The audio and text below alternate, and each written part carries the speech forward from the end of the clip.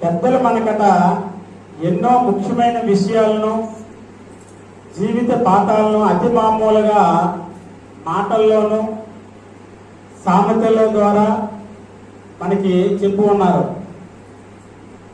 వాటిని అర్థం చేసుకొని ఆచరించడానికి ప్రయత్నిస్తే జీవితంలో మనము ప్రాచుర్తాపం అనేది చెందవలసిన పరిస్థితులు, ఎట్టి పరిస్థితులు కూడా రావట. అంటే పెద్దలు చెప్పినట్టుగా మనం నడుచుకున్నట్లయితే. అలాంటి కొన్ని సందర్భాలు ఏదైనా గడిచిపోయినా, జరిగిపోయినా, జారిపోయినా, కోల్పోయిన తర్వాత ఏమనుకున్నా, ఏమి చేసినా, ఎంత బాధపడినా ప్రయోజనం ఉండదు. అలాంటి పరిస్థితుల చేత చేతులు కాలేక ఆకులు పట్టుకున్నట్లే అనే సామెత మనకి అప్పుడప్పుడు చెప్తుంటారు అనమాట. అంటే మనం ఏదైనా పొరపాట్లు చేయకముందే మనం జాగ్రత్త పడాలి.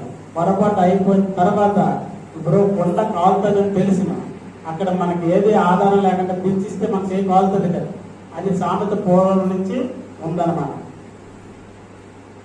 అలాంటి పరిస్థితుల్లో పరిష్కారం కోసం వెతికే కన్నా ముందు జాగ్రత్తలు తీసుకోవడమే మంచిది. మనం ఒక పని చేసేటప్పుడు ఏటేటి ఉండాలి. ఒక వంట చేసాం అనుకోండి, ఏటేటి అక్కడ ఉండాలనేది ఆ సామగ్రి అనేది ముందుగానే మనం పెట్టేసుకున్నట్లయితే మనకి మంచి జరుగుతుంది. అదే జాగ్రత్తలు తీసుకోవడం వల్ల చాలా మంచిది. దానివల్ల ఈ విషయాన్ని భగవద్గీతలో ఒక శ్లోకంలో చెబుతుంది.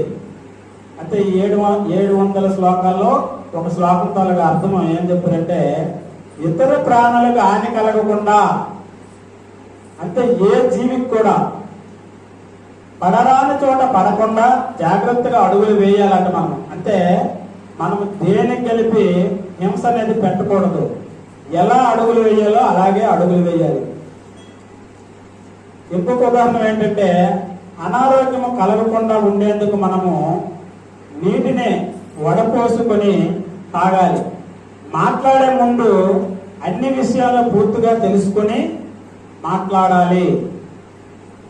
మనసును శుద్ధి చేసుకుని మంచి మనసుతో పనులు చేయాలి. మన యొక్క మనసు అనేది శుద్ధి చేసుకుని మంచి పనులు చేయాలి. అలా చేస్తే ఇబ్బందులు రానే రావట. వచ్చినా అధిగమించడం చాలా తేలికట. ఒక్కొక్కరు వచ్చినా సరే దాన్ని అధిగమించవచ్చట. ఉదాహరణకి కాలు జారితే తీసుకోగలము, కానీ మాట జారితే తీసుకోలేము అంటుంది మరొక నానుడి.